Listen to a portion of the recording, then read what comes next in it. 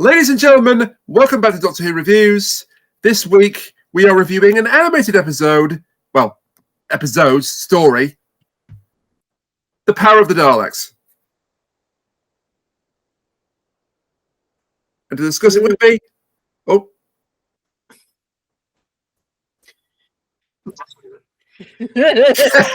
was waiting for the introduction, my guy. You could have.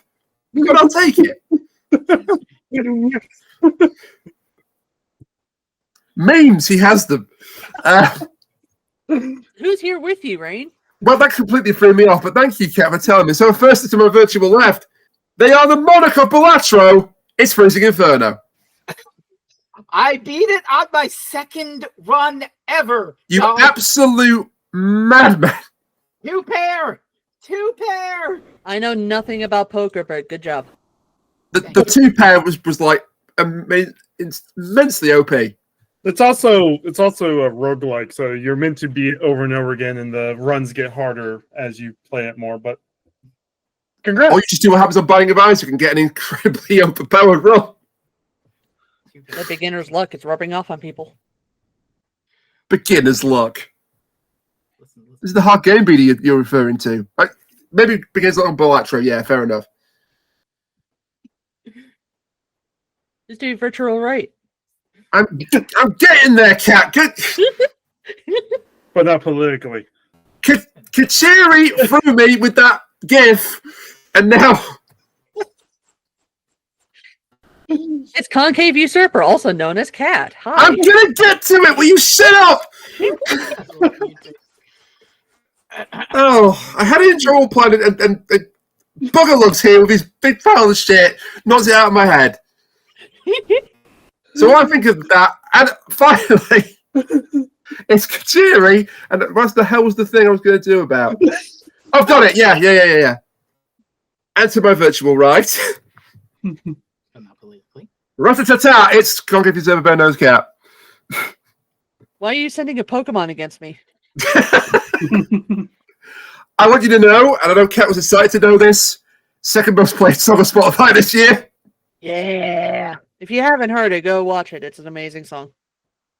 And the music video is amazing. Hilarious. Yeah. Both groups are great. Electric Callboy and Baby Metal. Baby Metal, yeah. Baby Metal got a lot of shit. They're so good. And I think it was some proper metal band said, no, what are you doing? These guys are great. Baby and then invited them on tour with them. Super Mario Maker? We can't talk about that. To the heavy metal podcast. Who here has heard of Twilight Force? Who here's heard of Avenged Sevenfold? Who's to your center there, Rainiac? I've already introduced him, Kat. He's the big pile of shit.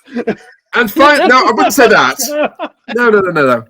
And finally, it's Kuchiri, because he's not the intro I had for him cleaning out my head, so he doesn't get an intro this week. Yeah, we're gonna keep all this in. Now I'll derail you all. What? Oh, I hit stop on that. Yeah, Joe made that for us. Can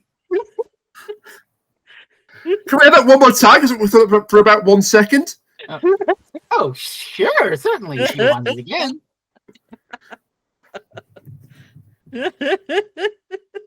Okay, yeah, that's enough of that. Power of the Daleks. I gotta know. Did Sav make that? No, Joe made it. Joe, he just said Joe made it. No, I couldn't hear because I was laughing too hard. Fair. So this is the Power of the Daleks. A very significant story because it's the first time that a Doctor had regenerated. Even though they don't call it regeneration. You know, it's not typical stuff. They have no idea what the fuck this is or what. No, for about 2/3 of the episode, Ben's like, he's not the Doctor. He's some sort of imposter. And I mean, and we're gonna get into this. The Doctor doesn't help by going, "Ooh, the Doctor sure was weirdo, wasn't he?" But I'm completely different. Yeah.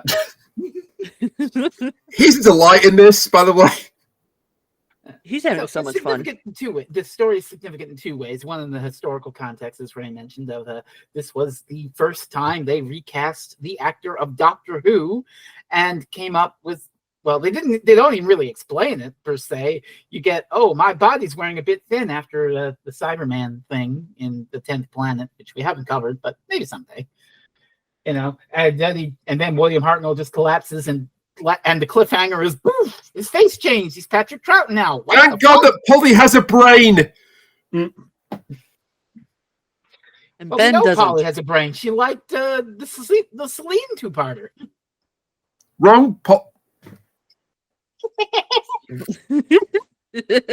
I walked into that. You did. The second way. Oh man, it sounds like you're having a real twin dilemma there, Rainiac. Look, the second reason the story is significant, though, is this is the first full missing episode animation. Previously, they'd only released episodes on DVD with partially missing episodes. So, say for instance, the 10th Planet, the previous story, where only part 4 is missing, so they animated that.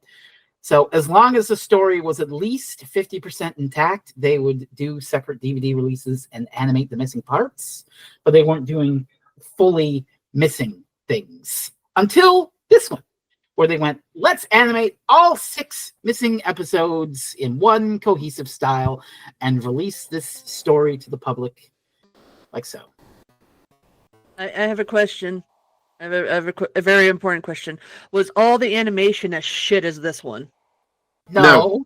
There's Oh, some so they great had a better animations. budget there. No, Gotcha. we covered some animation before. We did Macra Terror, and that's a good one. We did Macra with Ben and Polly, and that's a very good animation, I think. Mm. But this was the first, and I mean, to be fair, we will have a lot of negativity about the animation, but to be fair, they did realize this because a couple years later, they actually released a special edition where they touched up the animation and did some other stuff, but they only put it out in the UK. So us cinnamon rolls over here are stuck with this version, and yet kept the black and white editions on the BBC iPlayer. Wah, wah. I mean, it might be the special edition. I think it is the special edition, but they kept the black and white version, not the color version. I don't know what they have on Tubi. Jerry? No, I was going to say, you could have told me that they wanted to keep the animation style closer to what was going on in the 60s, and I would have believed you. However, I think Hanna-Barbera still had more frames per animation than this thing. Jesus Christ!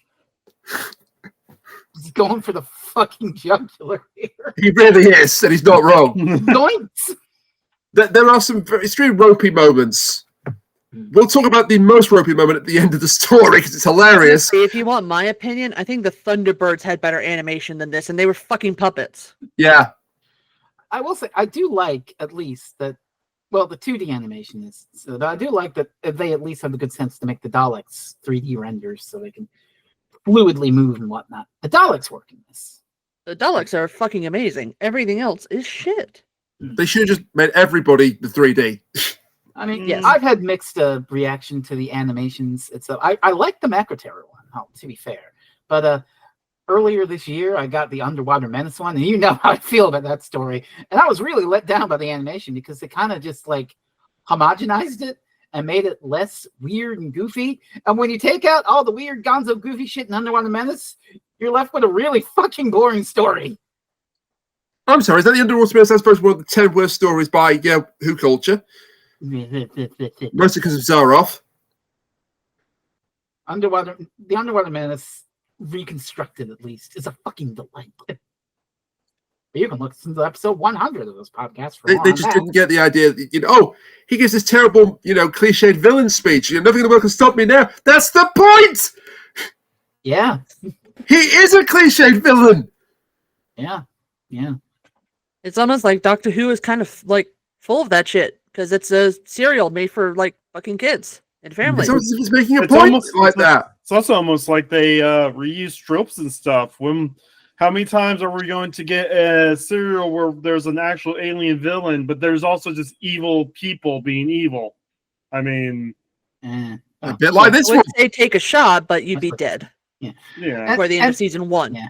Also, talking about the animations, most of them are pretty standard, I'd say. Just they're serviceable, I suppose. That's pretty dismissive. But then they did have I think it came out this year. God help me, the fucking Toymaker animation. Yeah. Which I haven't seen it because why the fuck would I subject myself to that? But at least they decided to go with a different style. They got this 3D render style. And I have seen at least one scene of it where they like embellish and go fucking gonzo with the fact that it's the Toymaker's realm and you can do fucking anything, and they have this elaborate, crazy fucking sequence. So they're at least being imaginative with it.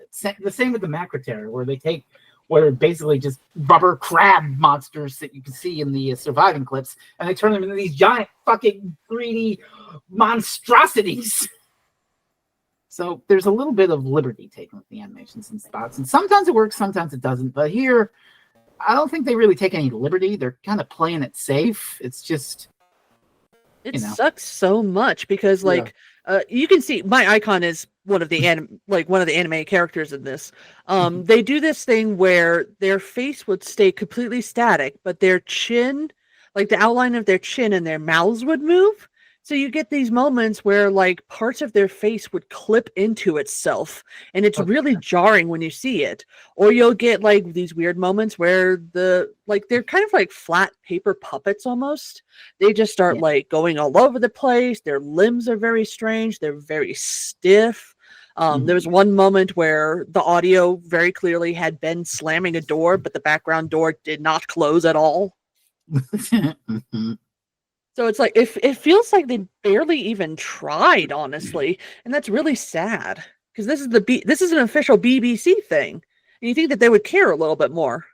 I don't know. I'll let you get to that in a second, Rain. I don't know if this is the case, but they released this on the 50th anniversary of the story airing, so in November 2016. So I don't know if having to meet that window resulted in them having to do a rush job or not.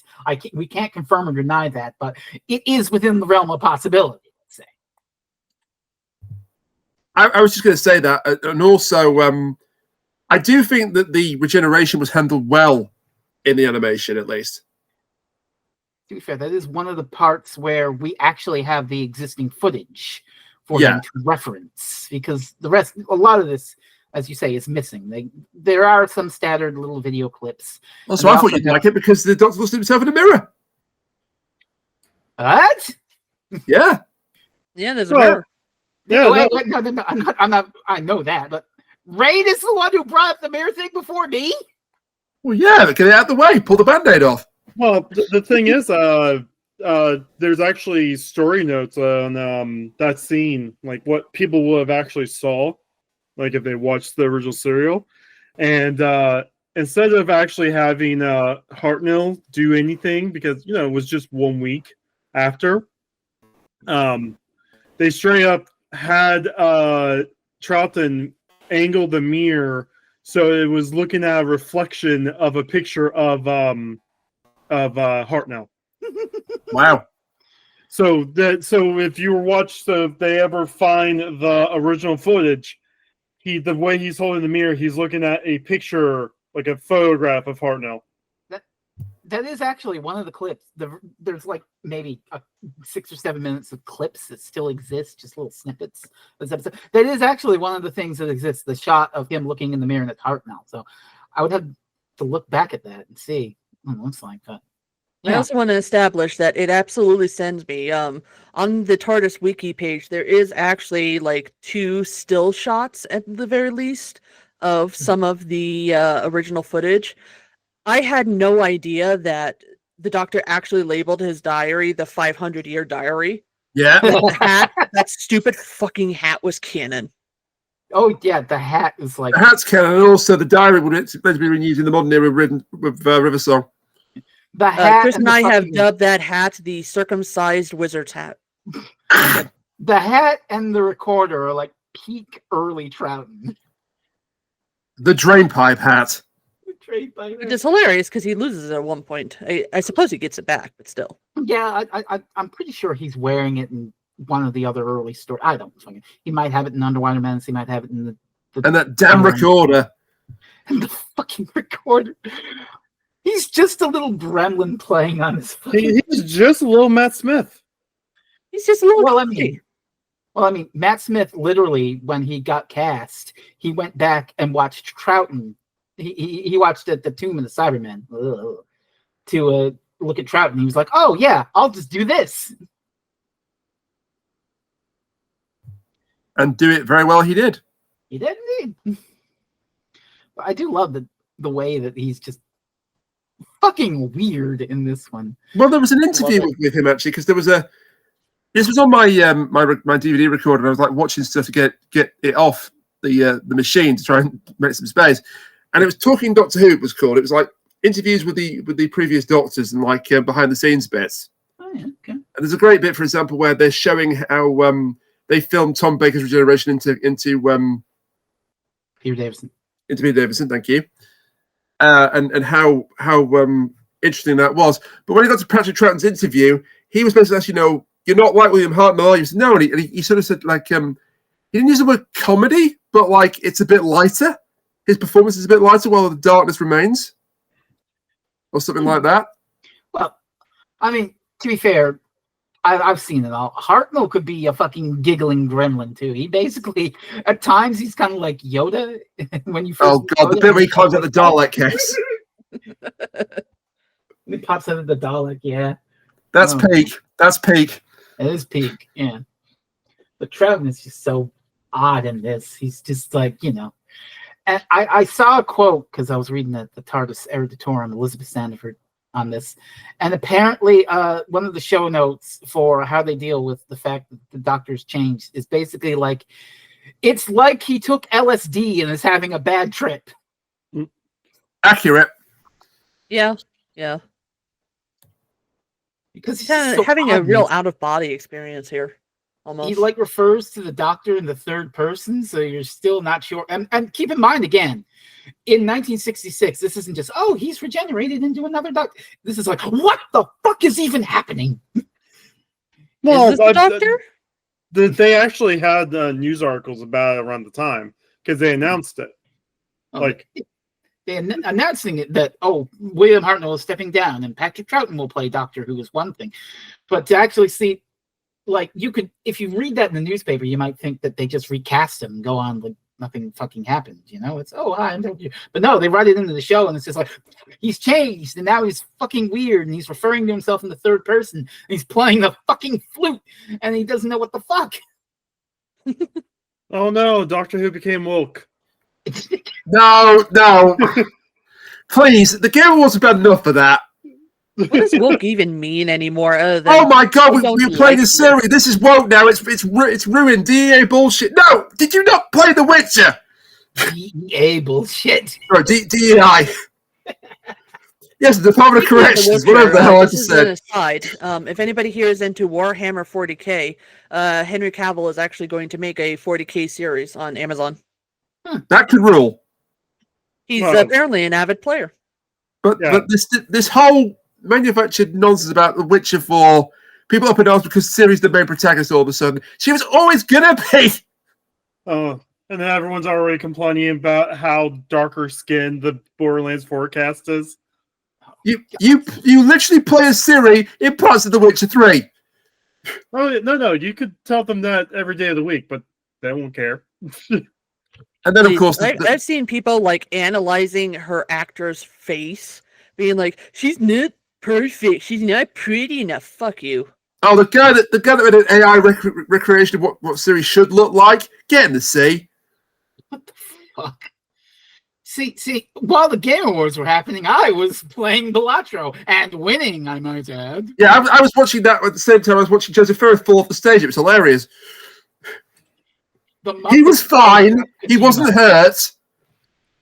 He just stumbled. I'm not that much of a sadist. That Waldorf of the Muppets name dropped Hideo Kojima.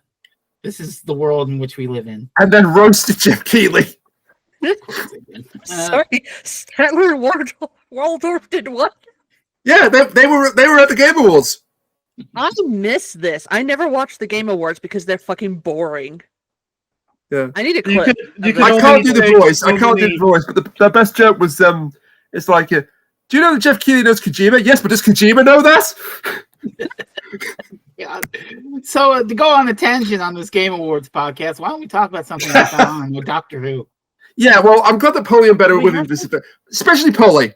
Ben, take him or leave him in this particular story, but Polly is smart. Both this Polly and our Polly is smart. Correct. Okay, I have a second question. This has to do with Polly. Not our Polly, this Polly. Did the person who animated this absolutely despise her? I don't know. Why? Because on her model, on her nose is like this big old lump, and it appears whichever way she is turned. And it was so distracting. I was like, does the actual actress have that? That is the least flattering thing to have on her. And so I went to go look at the actual actress, and I don't see anything like that. So they just put a big lump on her nose. Yeah, Anna Cole was a baby in the 60s. What the hell? Like, seriously, if you ever get the chance, go look at Polly's model in this. She has a gigantic lump on her nose. It looks like a wart or something. I don't think she has that. I don't think she has that in the Macroterra animation. Well, yeah, I don't know. Huh. What the hell? Animation team. It was very distracting. What's up, Kuchiri? Why is there more animation in the Game Grumps intro than there is in all 6 episodes of this? Jeez, Which is hilarious because that was done probably for free. Oh God! This is your thing by saying, why is there more animation in this than this episode? And yes, you're right.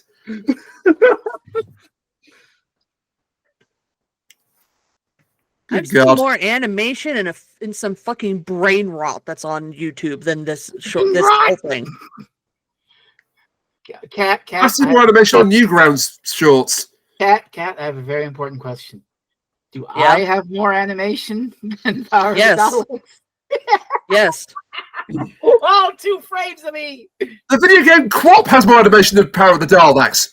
Okay. Most little avatars that I use for our Stardew stuff have more animation because we blink. Okay.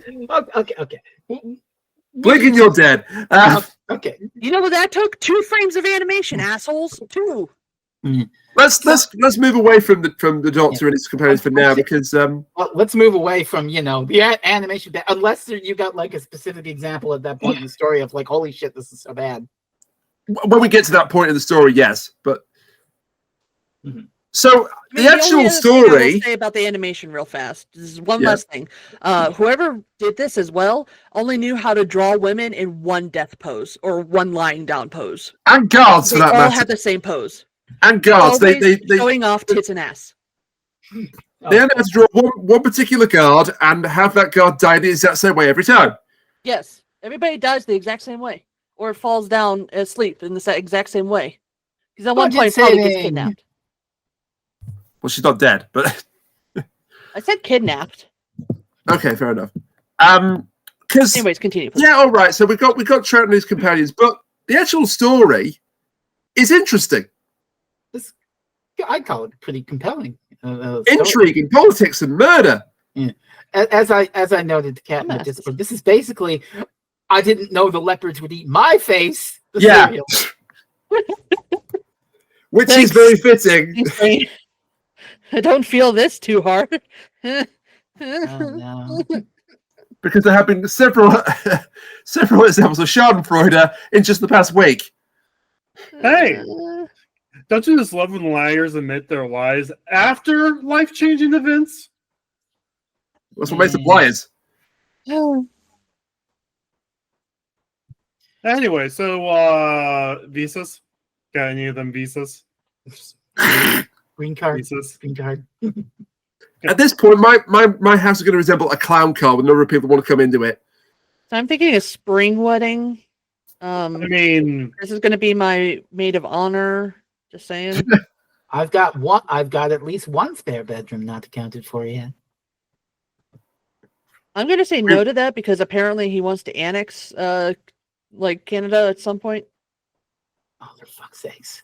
So Cass just sat in the boat saying, we wrote to England, there's no manada. All right, Rain. Here's a funny thing. I don't want to get political, but he makes this random joke about making Canada the 51st state. Problem is, Yeah. Canada will have more electoral votes than any of the United States by themselves, and Canada is known to be liberal.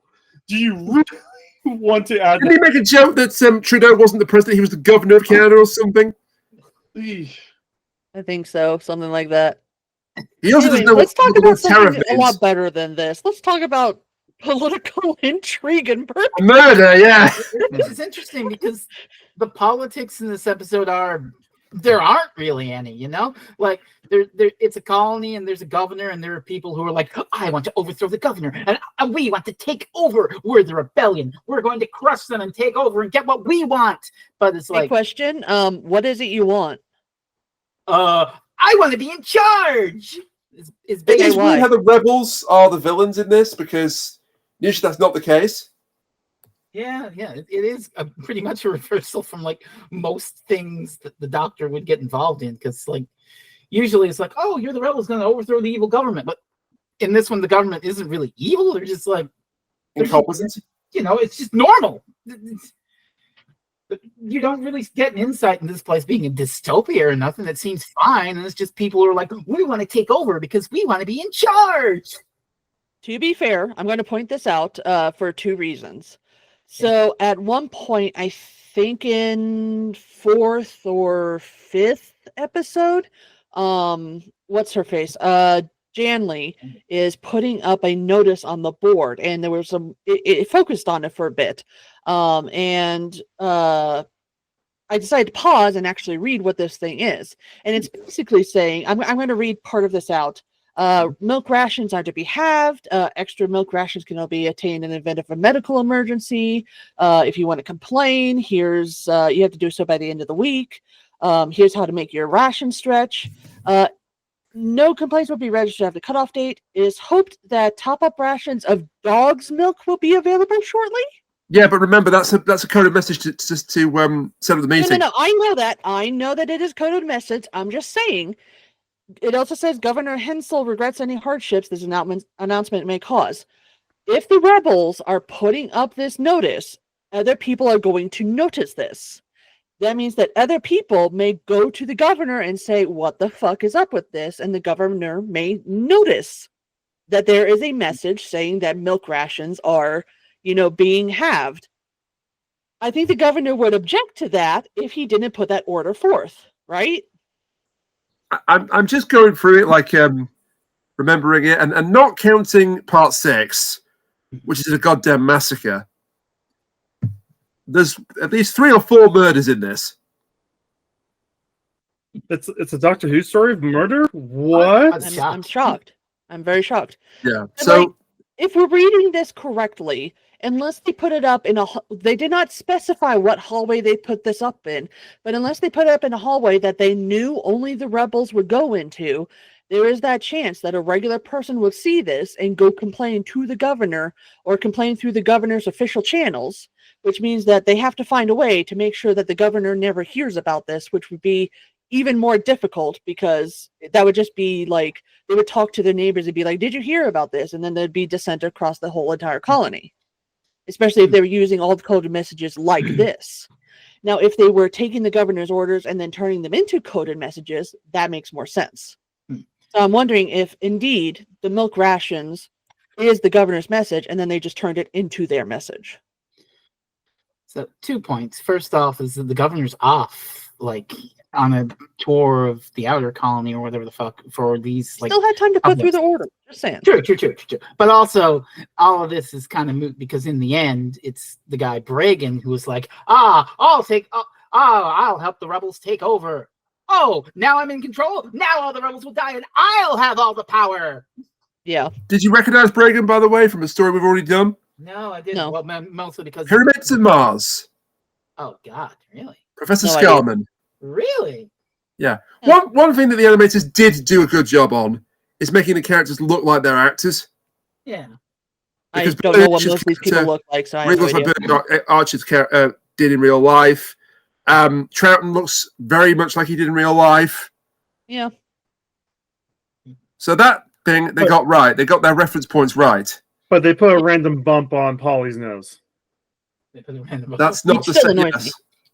But I'm going to say one more thing about this poster. I'm going to specify because I know Kuchiri is going to say something about this. I know it is a coded message. I know that. Okay? I know this. I still had to do this, okay? F-. Yeah. Terrible. Terrible. So, Kat, I just had one thing to say to this. You know this is a coded message, right?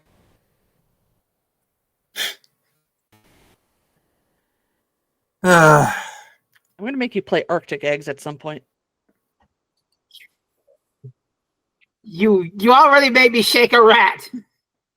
Oh Arctic boy. Eggs all over the place. Oh, that took watching the Voda Rat Shaker took me out. I just want you to know that, Kat. Good.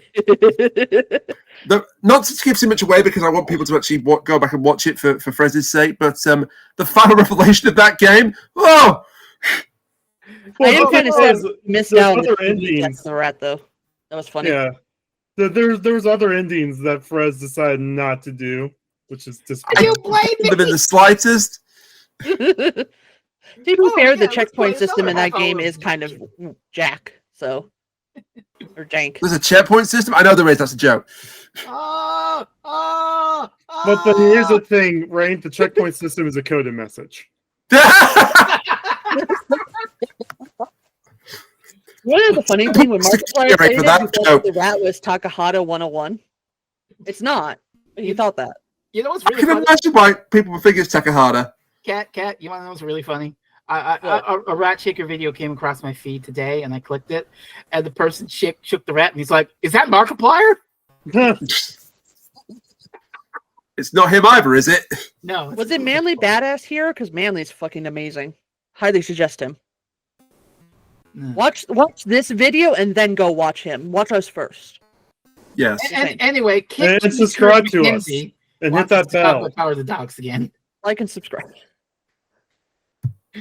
I think we're Brought to you by Raid Shadow Lizards. What did you say? Jerry? No, I was like and subscribe. Yeah. Okay. Didn't want to talk over any point yet. It is this. Now for most to throw myself. So one of the murders that takes place right at the beginning. And it's Zemina has come from Earth to do some investigating on the colony. He lasts about 2 minutes to get shot by somebody that you can't say who it is. Okay, I know we said animation bad, but the way animation bad here is kind of hilarious. The way the guy just falls down and Troughton just remains there with his hand out. It's like, God. It's unintentionally hilarious. He's just like, "Oh, I'm gonna shake your hand." Oh. It's literally like a child playing with paper dolls. No. It's this is what AI will look like trying to animate shows if corporations have their way. There you go. No. See, it has just the right amount of fingers. Kuchiri, I know you're taking the piss, but I'm what pretty sure do they have the right amount of fingers? Because sometimes they don't. At some point, there's going to be someone who's going to try and animate one of the missing episodes using AI. And that person's Ian Levine. Oh no, Ian Levine. Is Ian Levine going into? He's going to try and do it. Yeah. Oh, for fuck's sakes! He had some crude animations made before AI, but he's like, "This is how we're going to do it," and it's like, "No, for the love of God, no!" Yeah, for fuck's sakes. We don't need the slop of AI tainting this even further. Yeah. Instead of releasing AI, how about you go up in your loft and get one of the missing episodes you've been fucking hoarding? Oh, the person that had a great idea to fix Jason and the Argonauts, in inverted commas, fix. Mm-hmm. They're thinking, well, that fight with the skeletons is iconic, isn't it? But what if it's all one continuous shot? It looks terrible! Oh, God. You imagine people like ghosting through the walls to get to the skeletons. Oh, my God. It's terrible! Stop doing it! Kuchiri? I was going to add on, we don't need AI to tank Doctor Who anymore. We got Gareth Roberts to do that. Ew! Ew! I don't even know what I was you're gonna say talking we about, don't need to but change ew! Doctor Who anymore. We had Chibnall to do that. Well, let's become the show. It's time for no. Man, we are getting brutal out here. It's We're always Christmas. brutal. Wait, that's not the words, is it? Christmas Season for This is our Gremlins moment. This is the back half of Gremlins. The sweet saccharine Christmas atmosphere has faded, and now we're a bunch of little monsters ripping shit to shreds. The nightmare before joy to the world. Chimney. He had been in there for months. Oh, speaking of the chimney, slight tangent. Oh God! Did you ever see the story of that man that was trying to escape from the police in a chimney No. and he got stuck? Oh no. What? He was on the run with the police. He got on someone's roof. He thought, what a great idea. I'll go through someone's chimney to escape. They'll never expect that here. He got stuck. Womp womp. Man, why can't we have fun news about people getting arrested? We have to deal with the fact that a mom got angry at her insurance company, said something, and is now facing 15 years to life because she said DDD. With $100,000 bond. Yeah. Yeah.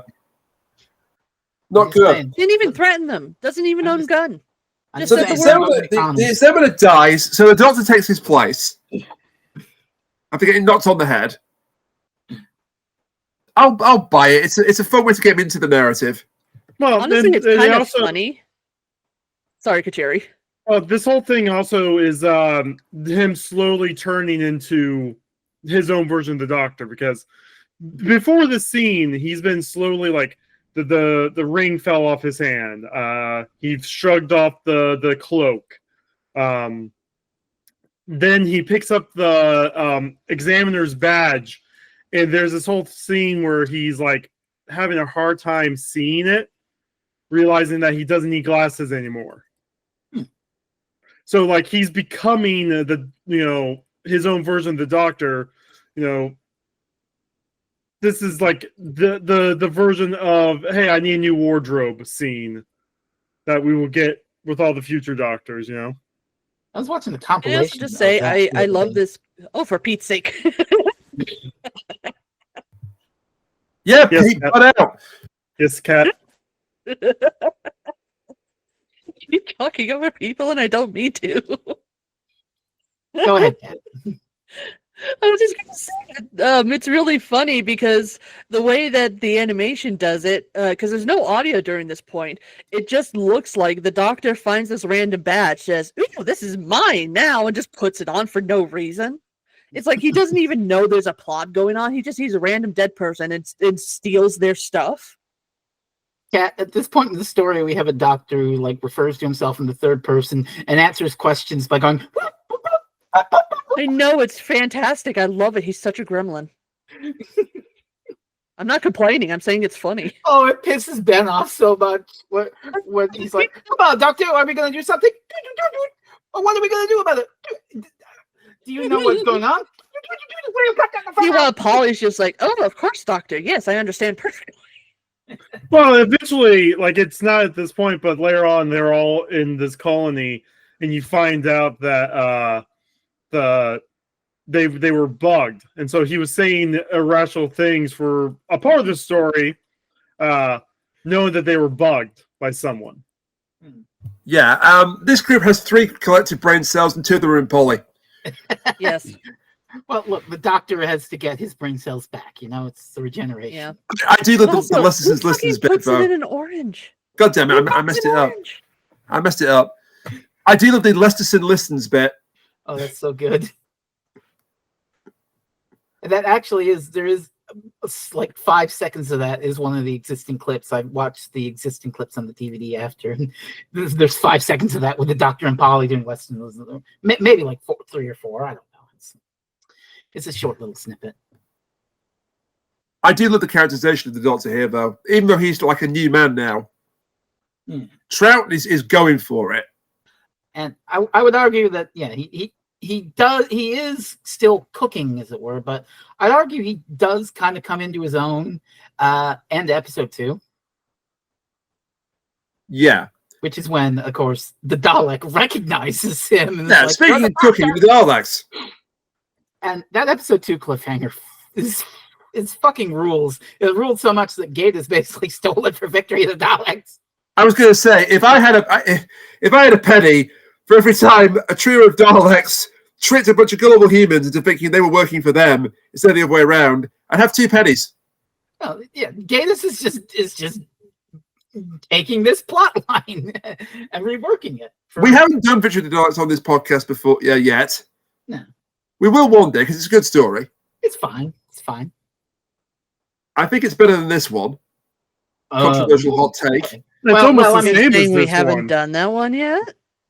Oh, Well, It's the thing is, it's almost beat by beat this one, except the Daleks turn into Power Rangers at the end. oh god, the Mighty Morphin Power Daleks. People were so upset about that. I actually was excited for it. I'm one of the. I liked him. I liked him, and then they got destroyed. I'm a contrarian or a Kucharian, if you want to go that route. Oh wow. The Kamen Rider and Sentai fan, the Tokusatsu fan, liked the Power Ranger Dalek. What upsets me is that Moffat walked it back because he didn't have them destroyed on camera. He didn't have them destroyed in an official book even. Their destruction was mentioned in the Doctor Who experience, which no longer exists. Well, they still used he used some of them throughout Series 7 stuff. Yeah, but after Series 7, they were never used again.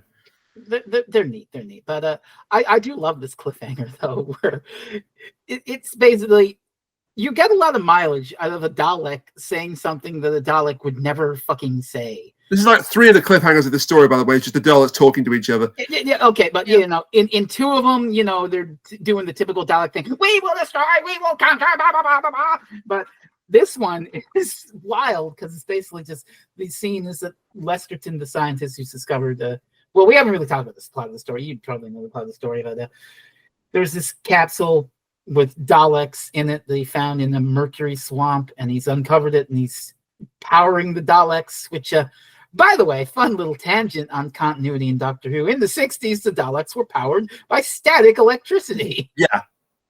And in fact, in the Dalek Invasion of Earth, the second story ever, they had these giant fucking satellite dishes on their back so they can move around without having to rely on static electricity. We covered the Cushing Dalek film, and that had power through the floor. Yeah. But I think by the 70s, they just were like, yeah, they can move whenever the fuck they want. Who gives a shit? They're not robots. They're stairs. But for If here, they're stairs, they're fucked. Well, until 1988. But yeah, until 1988. Oh where, my god! Oh my god! Look at me! I'm flying! This is awesome!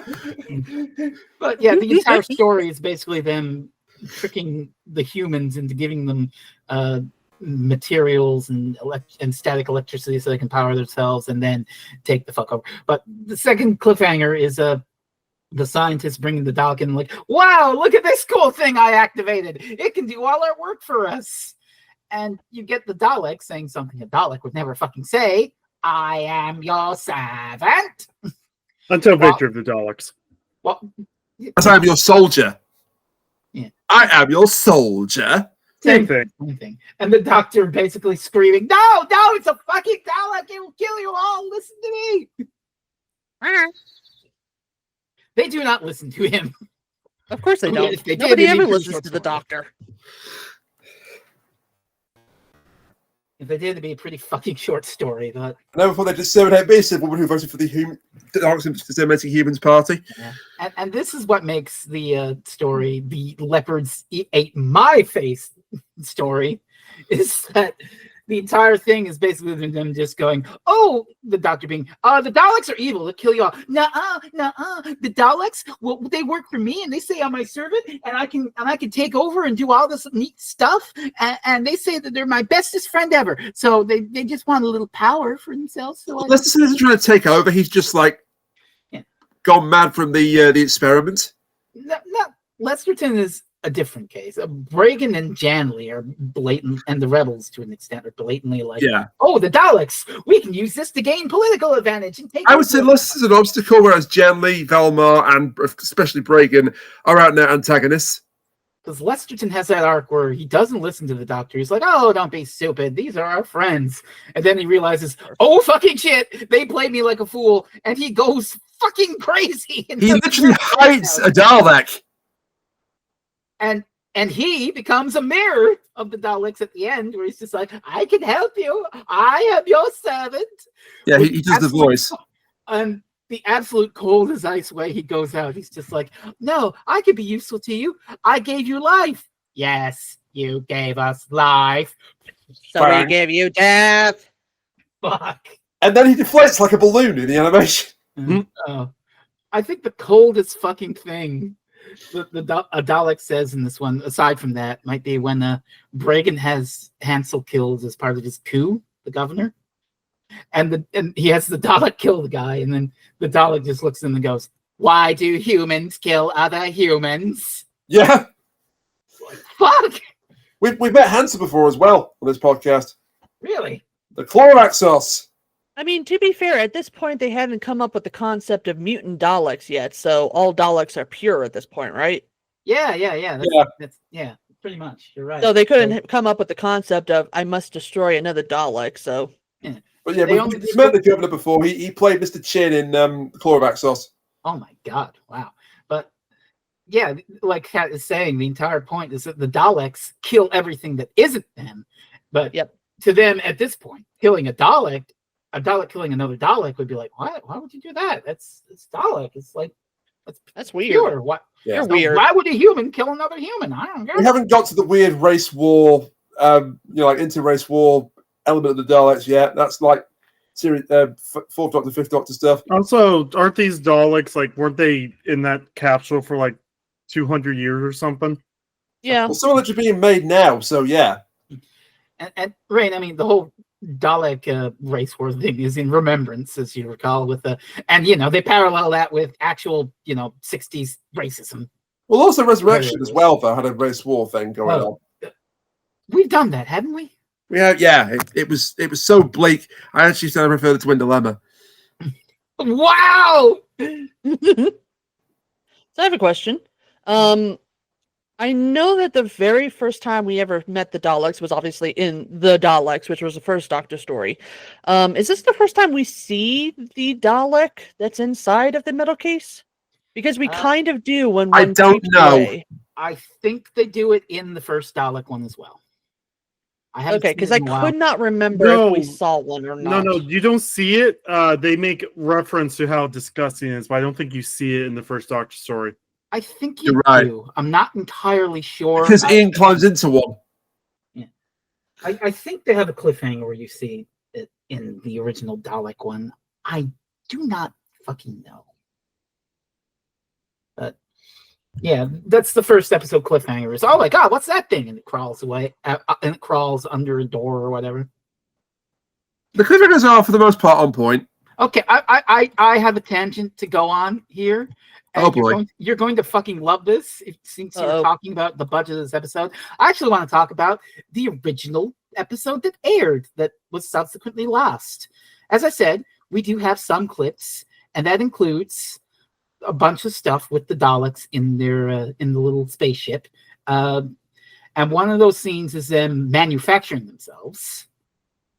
But in this cliffhanger, which is the part 4 cliffhanger, they do stage it again in the animation like this, but I just want to show you a screen cap of the part of the actual footage that survives and see if you notice just a little something about it that may take a clue to their budgetary concerns. Oh. Why do those cardboard cutout? Those are cardboard cutout Daleks because they can only afford so many. You can see the one on the front is completely flat. Yeah, you can see that they didn't cut out properly at the bottom. Yes, Kuchiri. Why do those cardboard cutouts have more animation than this recreation? Oh, God. Call back! Actually, I think they use those cardboard cutouts to animate the actual characters. No, that's funny because the Daleks are the one thing that is well animated. Yeah. In the first one. I know. I'm saying they used it for the humans. God, you can literally see the stands of the cardboard cutouts. That's funny. Now, in defense of this, I will say that you got to keep in mind it was 1966, and you're watching it on an old fuzzy black and white TV. So this probably would have they probably would have gotten away with it back then. They definitely got away with it. Yeah, let's be fair. They definitely got away with it. And a decade and a half later, they used to send Tinny for Tom Baker. Oh my God.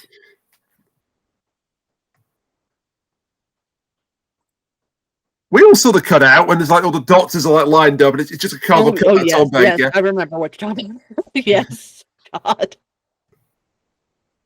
Oh, those were so bad. So not appearing in this special, it's Tom Baker. Well, he couldn't because he was old by that point. And then showed up in the Doctor. I really think he might. Oh God, that moment gave me chills. Just hearing the voice and very, oh my God. Yeah. So should we talk about something else? Or should we go to talking about the Daleks again to the final part? Not quite. I want to talk about Bragan a little bit. Okay, you go ahead. Because this is our main villain. Played by Bernard Archid, so of course Archid, so he is the main villain, of course. And he wants to be governor. He wants to rule. But he's also manipulating the rebels. His plot is actually very clever.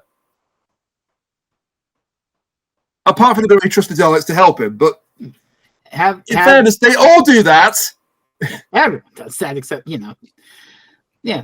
Step 1, get the rebels to overthrow the governor. Step 2, have the Daleks kill the rebels. Step 3, bask in your newfound power with nobody to stop you.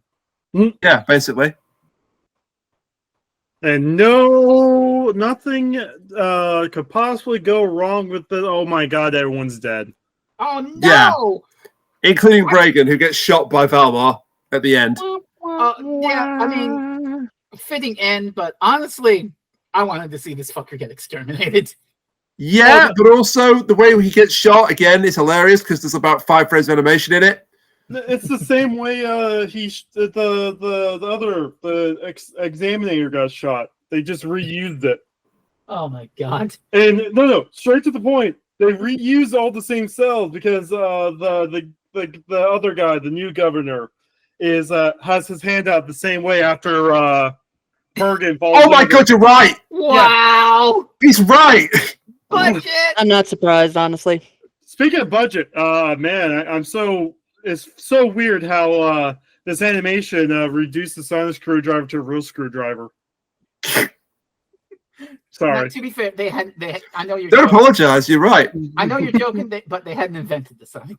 I know. I just thought it was weird because we forgot to bring up the power source for the static electricity.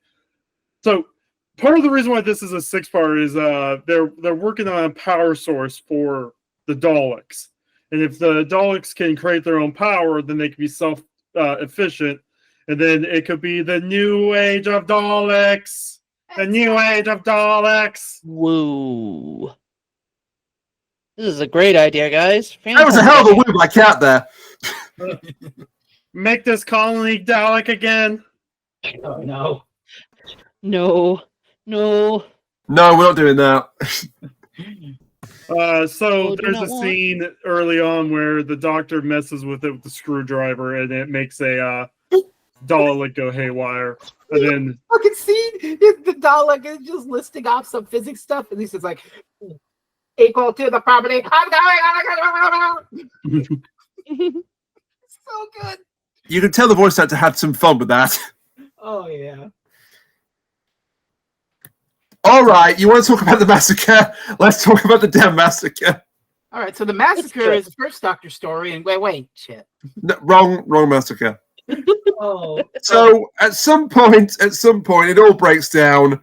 Guards start fighting rebels. Rebels start fighting guards. Daleks start fighting everybody. Rebels start fighting rebels. Genly betrays Bragan, or Bragan's going to betray Genly or something. There's actually a handheld Dalek gun at some point. It doesn't get used. But one of the Daleks takes its gun off to show it's it's unarmed, it's friendly, and there's like we can turn that into a weapon. They don't. No, see, that's the stupid part. Like, they're all like, oh, we can change this so that we can make it automatic and we can use it as a gun. And then later on, they're like, oh, we'll just pop it back into the Daleks and the Daleks will be our guns instead. You fucking idiots. But the Daleks said that they were our servants. Why There are two lying? people that use the Daleks as weapons. One is Bragan to kill the governor, and the other is Janley and Valmar to kill the guards. And that goes south in a hurry because the Daleks just kill everybody instead. Womp womp. Yeah, The shootout before this, and rebels are getting shot, and guards are getting shot, and people you've never seen before, but have name badges for some strange reason. I mean, Are involved. Yeah, but some of the colors don't have name badges. So I don't know now if that was the original story or not as well, but... Right. They spent all the money on name badges on those cardboard cutout Daleks. True. I don't know if the name badges were also in the original, now lost story. And the telesnaps exist, so you got like screenshots of the episode. Yeah, so I haven't seen that, so I don't know is the honest answer. But basically, Janley thinks she's in control. She's like directing the Daleks to go, there's a guard, and shoots the guard dead. And then she said, there and there. No, there, and it turns towards a colonist, not even a rebel. Just a poor random girl. Exterminate. Yeah. And we get a lot of killing in this final part. Far too much killing. It's a Dalek story. It's a Dalek episode. I know, but you don't have to show it all. You just have it take place off screen. It's a on screen, episode. and then they have a long pan over the dead bodies. The one thing they can afford is fucking flipping the film to negative and having an actor fall over and go arg. I mean, the one thing they this is can't like afford. the cheapest way to do it. They take the same model and they just put a different hairstyle on it, and they make it fall over or appear on the floor, and there you go. They can't even No afford to wonder they all have look the different same. looking guards. This I is mean, why I'm this talking about is the the same, original because here, then they too. could just copy paste it over and over and just put different hair on it. It's just lazy. I cracked it. I cracked the case. Anyway, at some point, It's Jenny gets lazy. exterminated by the Daleks Exterminating Humans party, and I do love the way the doctor saves the day, though. yeah, I voted for the Daleks eating my face party. What do you mean the Daleks are eating my face? Oh no! so her power ambition ends in death. Bragan gets killed as well by Valmar, who redeemed himself, kind of. He said not really. He should be going to jail.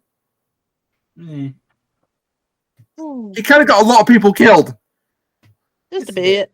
And then blames the Doctor for getting people killed. Oh no! Because the doctor scheme is, fry the power source, which results in just glorious fucking pandemonium of all these Daleks fucking spontaneously exploding and Which is cool. screaming. If I had a Who's penny gonna for every use time the this? Daleks ended by exploding, I'd be rich.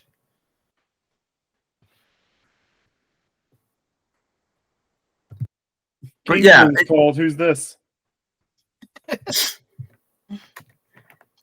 didn't catch that last bit, but I'll assume it was funny. Go ahead. I also love how the doctor basically he takes a fucking nap after this in the closet, and he wakes up and they're like, "Doctor, all the Daleks fucking exploded," and the doctor's like, "Oh, did I do that?" Well, this is gay. Oh, sorry, that's the Macroterra. Mood. Oh god. Oh, he's just a little anarchist, a little 60s anarchist against the counterculture. He's so good. Cat's right, it's a gremlin, and it's great. Yeah, he's still got a little bit of that Hartnell energy to him. It's still in there. So the day is saved thanks to the Doctor, and Quinn, thanks him for what he did, but Valmar is a little dick. Oh no, the power's been destroyed. It's going to take months to rebuild. Yeah, and you know what? At least you have months to rebuild it instead of being exterminated, you little fuck. It's more than everyone else got. Never mind Bragan, he should have been shot by the damn Dalek. That's what I just said. I mean, Why at the very least, fuck? they have more milk rations to go around, and they don't have to resort to the dog's milk. Oh my god. Now, see, Kat, that was a coded message. There's also a bit that kind of I cancel him. Everyone is terrible. Where the guards who were not involved. By the way, I kind of feel sorry for the guards because they're just doing their job. They're not part of this rebellion plot. I mean, some of them are. Some of them are. Yeah, maybe one or two. But the ones outside the colony are not for sure. Because Quint has brought it up and said, you're going to order them to come back and help us with close destruction by fighting the Daleks. They had nothing to do with this. Even worse, this is the Doctor's idea. So, yeah. Woo-hoo! Our new Doctor Who is a little... Man who never would. Yeah. Man who never would. I mean, it's the Daleks, so it's just like, gotta stop them by any means necessary. And then, of course, we get a little bit of a tease that the Daleks are not quite as done as you would think at the end of this story, where the Doctor's like, I think we better leave before they send me the bill. So they go in the TARDIS and leave. And as the TARDIS is going, one of the apparently dead Daleks moves again. Oh, no! The one that was in we can front never of the get TARDIS. rid of them. Dun, dun, dun. This was even worse in the first few series of the modern era, where it's like the Daleks have all been destroyed, but one remained. But all destroyed, but this entire giant colony of 500 million Daleks remains. They're just around now. Yeah, I'm glad that Moffat stopped trying to do that because it got really repetitive. Yeah. Speaking of Moffat. Well, first of all, we got to talk about what we thought of the power of the Daleks. Oh boy! I'd rather talk about Moffat. What? We're getting them off it. We're getting them off it. No. Come on. I mean, irrespective of the animation, you can talk about, the plot line of the story. Okay.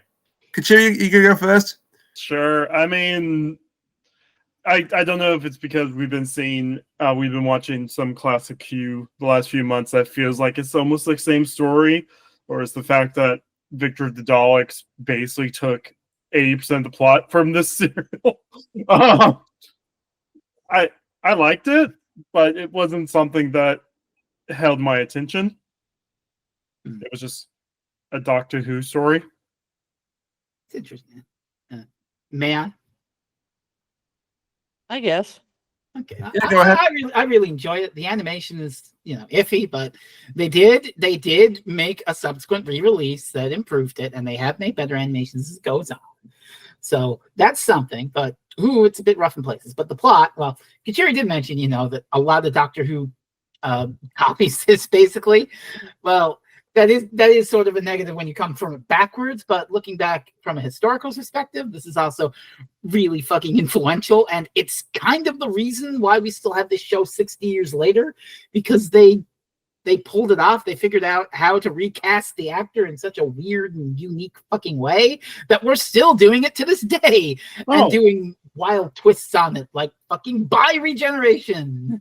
I'm not bashing this episode because it's just, I've seen it before. Yeah, I'm trying to think of what's the plot with the sea monster that we watched earlier this year. You know how little that narrows it down. The really bad Chinese dragon looking one. Do you know how little it narrows it down? That wasn't this year, but Warriors of the Deep. Yeah, so Green Pantomime Horse. Yeah, so basically ad-libs. Okay, so the Doctor's in what? Oh, a colony? Oh, a space station? Oh, an underwater sea station? Okay, what's the returning enemy from the past? Oh, the Silurians? Oh, Daleks? Okay. Which member of the crew is secretly an evil person that is going to eventually fuck things up and almost kill everyone? This guy. Okay. All of them. See, the funny thing is, that is true, but also you're describing like half of Troughton's second season, where it's all just, we go to this base and there's monsters trying to get in and someone betrays somebody. And I think they're copying that instead of copying. So a lot of Doctor Who's ills can just be they copied Patrick Troughton badly, is what we're saying. So what I'm hearing is essentially the end of Patrick Troughton is just the same formula as a Hallmark movie. Well, I was going to say Scooby Doo, or it's like No, we There's did been not a talk lot about of Scooby Doo Hallmark slander movies here. on in this house. I'm going insane. It's- They're all the same fucking plot. yeah, no, that's the thing. Like they just found repetition, and I know there's been other people that talk about it, but back before people started hating this nostalgia critic, he did a whole thing while talking about Sailor Moon about how repetition works for shows. Oh I my! will not be getting into the Nostalgia Critic Sailor Moon video discourse. Oh my!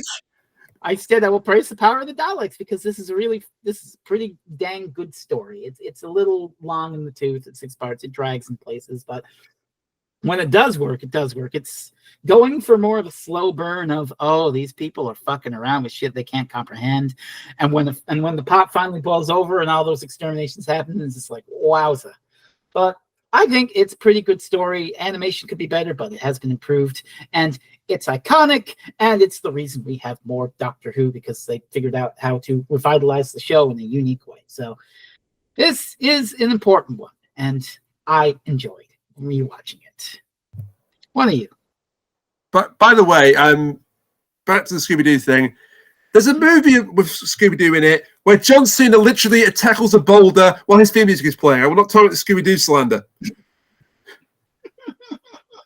I mean, there's also a Scooby Doo movie where they have the members of Kiss have a full Sailor Moon sequence where they transform into their, their on-stage selves. So it all comes back to Sailor Moon. Your opinion is invalid. Just yeah, you're making my point for me. Time to watch Sailor Moon. You're making my point for me. Yeah. 2.5 weeks, Mike. 2.5 weeks. Back to the Mike. They had a movie where they were with Jeff Dunham. Yeah, great. So can I talk about the power of the Daleks and what I thought about it? Yeah, sure. No, because I'm going to. You just done you. Do it. Go Somebody ahead. do it. I'm kidding. I'm kidding. I'm the last one to go, Ramona. Anna? I haven't gotten to talk about it at all. So you go. Oh, in that case, Cat then me. Cat, go ahead. No, I'm going to be last. All right. Well, I won't take that long. But, well, there goes the visa. I know my future wife tell me that. Is that affectionate? You said affectionate. All right, yeah. you get one. You get one. By the way, I'm wearing a mask of this icon during the wedding. The mask stays on during. Kuchiri? No. And Crocs. Yes. Crocs. But actual crocodiles, not shoes. Go for it. Say so the power of Daleks. Which one? What I want to talk about the power of Daleks? Yeah. Animation aside, because it's quite ropey. Overall plot pretty good with the intrigue and the murder. The Daleks, love the way they're used here. The fact that they try and trick everyone to go, I'm your servant, I'm here to help you, and they've actually got their own agenda, and it involves replicating themselves to a massive degree. And that wonderful sequence where it's like the conveyor belt of Daleks being fused together, like not in that sense, not like in a Dragon Ball Z kind of a way, but or Dragon Ball Z as we call it in the UK, of course. But no, if you want Dalek fusion, you gotta go with what's it called, Daleks in Manhattan. We haven't done that one yet. We haven't. A human Dalek. Oh my god! I am your future. Spoiler alert for when we get to that story eventually, because we will. That whole cliffhanger is supposed to be like a big shot, like we got a human Dalek. I just laughed. No, that was everyone's reaction to it. That episode got lamb roasted so fucking hard online. Like I was, I wasn't even watching the show then, but I remember just how the fan reaction was to that. And yet, still wanted to defeat her. But yeah, I think for what it was at the time, Power of the Daleks was fine. I kind of imagine it probably would have been better as a full televised serial rather than this animation. Silver Victory of the Daleks is better. You can't change your mind on that. Can't go ahead. It was pretty good. Obviously the animation was the biggest part that took me out of it, but I will say that at the very least, Patrick Troughton's didn't take me out of it too bad. His model was actually pretty much on point, which it should have been because he's the Doctor. It's like obviously you have the same thing of these humans are giant fucking idiots and you just want to smack them upside the head. Please listen to the Doctor for 5 seconds because he knows what he's talking about. You have the whole bureaucracy thing. You have the rebels being rebels because kind of wish they had gone into a little bit more about why they were being rebels. Like maybe point out, this is the 5th time this month or something that they had to, downsize their rations or something. Just give us something. So I say that's my only criticism is give us a little bit more background of these people so that I care a little bit more when they do die. The only time I really cared was when they had that woman with the baby. Because it's a baby. And thankfully the Daleks got killed before they got hurt. No baby melting this week. No baby melting this week. Thank God. So yeah, honestly, good. Enjoyable. I highly suggest just listening to it and maybe watching the new version of the animation if it's better. I do want to add that there were many sort of ways to reconstruct this. You've got the animation, obviously. You've got the telesnaps where it's just like the screenshots of the episode that they took with the audio at the late top. But there also is somewhere out there. I don't know if you can buy it or whatever. There is an audio dramatization of it, narrated by Tom Baker. And it doesn't really. It's like, oh man, the first time I regenerated, it was really fucking crazy, and there were Daleks and shit, stuff like that. I haven't actually listened. No, he says that verbatim. Yeah, that's Tom Baker. Yeah, that sounds like him. Yeah, he swore at K9. Of course, it sounds like him. And I will add that I have it on the DVD for the Macra Terror that they include the audio drama of that. And hey, Kat, guess which Doctor narrates that one? Please tell me it's Colin Baker. It's Colin Baker. Yes. Rain, the holidays approach, and I think that means that we actually get goddamn new Doctor Who. We do. Holy shit! So 2 weeks from now, we have got the Christmas special for 2024, Joy to the World, written by Stephen Moffat. Yes. Okay, and Bison, calm down. Does it have Murray Gold? Yeah, he's a composer. Well, then 50% of us are already happy. What they've shown of the clips. It's also a multi-Doctor story. Well, don't give that away. I wasn't watching any of the clips, so I wouldn't be spoiled for that. Why are you giving that away, Kuchiri? He was trying to be cute. I could explain, but that would be only spoiling you more, Kat. I'll explain later. Yeah. It's like I literally don't watch any of these things because I want to be surprised when this stuff happens. I was about to sort of tiptoe around it, and they just blundered straight through the wall like the Kool-Aid Man. Sab, no. But the thing is, in our chat, I made a joke about like when the trailer dropped. So, Kat probably didn't look. Come on. But Kat wasn't looking at the trailer anyway. Yeah, it's like I never look at those trailers. There was a scene. I'm pretty sure I mentioned this before. I don't look at trailers or anything like that if I can help it. Because the last time I looked at a trailer, it lied to me because it was The Last Airbender. Oh no! There was a scene shown for children in need, which I'm not going to talk about what's in the scene, obviously, for Kat's benefit, but it was rather good. There was a trailer that was put out, I think, like the midway turn of the year for this, for some Comic-Con, I think. I think the overall concept that they're going for is bonkers. That's about on par with Moffat. I think we're going to get a payoff to a plot point from series 1 Okay. in this. And I'm still speaking vague because I don't want to ruin it for Kat. Here, I'll do you a favor then. I will take out my earbud. You guys can talk about it, and then just send me a message when you're done. Okay? I'm taking out my earbud now. Earbuds out. I can't hear anything. Go. Okay. All right. So if I'm free from hateful boyfriend, make absolutely no reply to this message. She's actually singing on the recording. I'm in the clear. You heard it here, folks. It's live on the air. I'm in the clear. Rainy, I talk about the trailer. That her humming was her mate that she could hear you, and you weren't in the clear. Sorry. Yeah. So Villain Guard is back again. Following its return from Boom. Yeah, I guess he's. And I think this is the story that it becomes a banana grove. I'm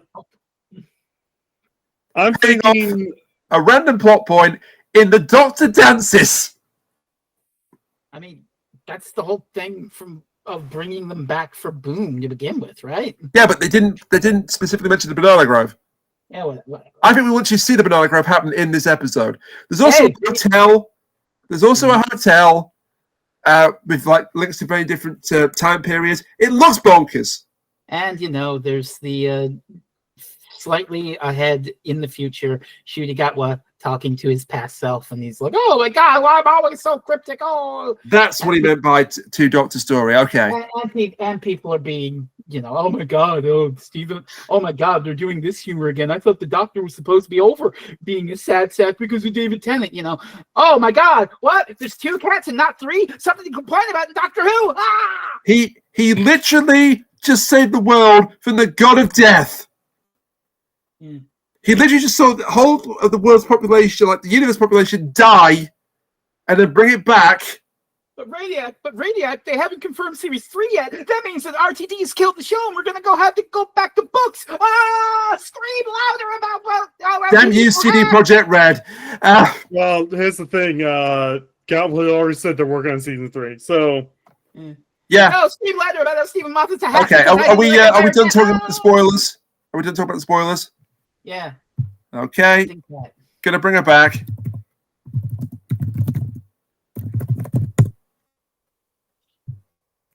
There we go. And 5. Yo. So then after Build rebuilds the world. God damn it! And that's, Kat, is why Straight Story is the best Star Trek movie ever made. Bullshit. He did not tell you yet. I know for a fact he didn't. Kuchiri's avatar, bring out that spoiler, had more animation than the Power of the Daleks. All right. Well, if there's nothing else, Rain, where can you find this lovely people? Well, you can find 3 of us lovely people on Blue Sky. I still haven't made a Blue Sky yet, but I will. Make one now. I will over the Christmas holidays. Podcast right now, do it. I will do it over the Christmas holidays. I've kind of been feeling unwell, which has completely scuppered my or pushed back my plans for getting ready for Christmas. Mm-hmm. I had this grand plan to get everything done by a certain time, and it didn't happen. Wow. The tree literally went up yesterday. The trip was literally finished today. You know what? Signing up for a social media only takes like 5 seconds. I will do. All right, I'll do it this week. God, Mike, you happy? You win. 2.5 weeks, Mike. Yeah, then I win. Let's put it this way, Rainiac, if you do not make a Blue Sky sometime this week, you will have to play the Wizard of Oz SNES game. Well, I won't, but also I'll get a Blue Sky The ASAP. curse has been passed on. I'm free. I'm free. Well, no, you still have to play Hatful Boyfriend with me at some point. You've just got a different curse. Do I, though? Yes. My curse is Pankapu, but We'll see. We'll see. We'll see. anyway. Yeah, I so mean, if you want, we could do more Rack Shaker. You can't atone for your sins. Yes, I can. No, you can't. Yes, I can. You really it's time to can't. pay for your crimes. Take this. So that's the social medias. Twitch.tv/Freezing Inferno, Mystery on Mondays, / the Kuchiri, Mystery on Mondays. Hang on. Oh no, and of course, once I've got cats out of the way, you may continue, but twitch.tv/Conclave Usurper, Satisfactory Sundays or Stardew Sundays or blank, because that's a spoiler Sundays, but we talked about this during the Game Awards. Well, not Sundays. We're going to do it on Saturdays, so possibly right after this. Oh boy. Oh, I may have to tune in for that. That'll be interesting. Just to see you subject Chris to a game from that dev. But also, you know, It takes two, specifically. Yeah, but also, if this comes out in a timely manner, as in before the 21st, you can go on over to twitch.tv/Freezing Inferno every evening at 7 p.m. EST for Frezno the 14th. Still not picking Wizard of Oz for the snares. No, that's a hard-baked rule. So far we have played Rat Shaker, thanks to Kat, a horrific experience about shaking a rat and nothing else. Dragon Quest IV, might pick that. That was a fun little. And a horrific experience about Dragon Quest and nothing else. Then we played Balatro and an horrific experience about Gambling Edition and nothing else. I won Balatro on stream on my second run ever, and yesterday evening we played Conquest of the Longbow, a Sierra adventure game about Robin Hood, and all the merry men were incredibly horny. It was wild. Well, one in particular was. But I mean, Robin Hood was down bad for Maid Marian. I'm telling. What is he not, though? And so tonight we have another game, and we'll have more for the next 7 days. So that's great. Yes. Okay. Continue the plot train. Books. So, buy Back to the Inferno Volumes 1 and 2 and soon to Volume 3 by Lena from Ria Mattia. Buy The Town of the Dreams by Sean Dillon. And buy Shadow of the Gallifreyan Volume 1, featuring Lena Shawn, Freezing Inferno, and many, many other talented writers. And I should know this because he bought it for me. Read the book. I literally have a copy now in the living room, and I'm going to read it after Christmas. But I go, it's amazing. My words are in Blackpool. They're haunting your house. Yes, they're haunting my house. I mean, it's good haunting, because they're good words. Wait until my gift arrives. Yeah, I'm kind of dreading that. Yeah, well, can't wait until my gift arrives. I kind of hope that Chris's gift arrives before Christmas, but if not, oh well. We'll see. I'm not getting any gifts arriving because the mail's on strike here. Because much like certain Google accounts, Amazon is also having to go by sticking about plastic and duct tape. Rain, don't worry. On Christmas Day, you'll be nestled up in front of your fire, leaning back in your recliner, reading your new book, and with a stolen cat on your lap. Yay! I mean, he has been in the house a few times recently. A few times. Well, he was in the house today. Actually, he was whipping me in the back of the head with his tail while asleep. Yeah. Steal the cat. Steal the cat and say goodnight. I will steal the cat next time he's in. Good night. Good night, Rainiac. And join us next time for Joy to the World. Hey, why did this exit have more frames of animation than this entire serial? I do want to say one thing before we go, everybody. Just a very important thing to all our listeners. This podcast was actually a coded message. Make sure you take the very first letter of every single sentence we said, and you'll get a coded message. Yeah, don't forget to drink your own. Somebody will do that, and that somebody is Mike. Good night, everybody. Happy holiday. Good night. Merry Christmas from all of us, and we'll see you next time for Joy to the World. Until then, bye for now. Play this podcast backwards, and you'll look like a knob.